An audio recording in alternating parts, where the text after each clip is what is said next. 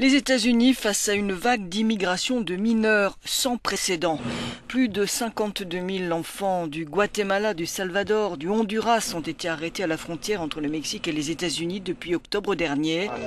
Le double de l'année dernière à la même période. Sans compter tous les autres, accompagnés eux de leurs parents. Les services d'immigration sont inflexibles, ils seront tous renvoyés, quel que soit leur âge. Mais l'affaire a provoqué une nouvelle levée de boucliers des opposants à l'immigration illégale, notamment dans les États frontaliers, comme ici à Murrieta, en Californie. Fermer nos frontières, dit cette femme.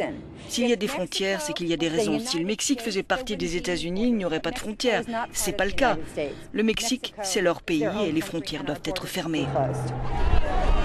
En face, il y a les partisans de la régularisation des sans-papiers promise par Barack Obama.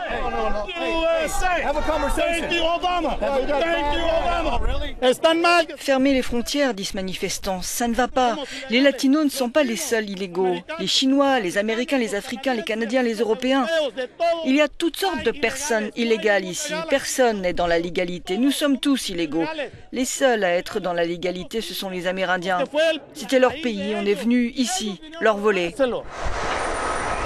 Le problème ne concerne pas que les États-Unis. Le Mexique, pays de passage, est aussi directement pointé du doigt pour ce qu'on considère déjà comme une crise humanitaire. Des voix s'élèvent pour que des visas de transit soient délivrés aux migrants pour les rendre moins vulnérables pendant leur périple. Entre-temps, ce jeune du Honduras, 17 ans tout juste, s'en remet à Dieu. Les gens veulent nous faire peur, dit-il. Nous disent qu'en route, on sera agressé, kidnappé, que sais-je. Ça ne m'arrive pas parce que moi, j'ai la foi. Je voyage en me disant que Dieu m'aidera, qu'il va me protéger en route. Pour beaucoup, un voyage avec ticket de retour et des rêves d'une vie meilleure brisés. Comme pour ces femmes et ces enfants renvoyés au Honduras, le pays qu'ils avaient quitté pour échapper à la violence des gangs, à la pauvreté, au désespoir.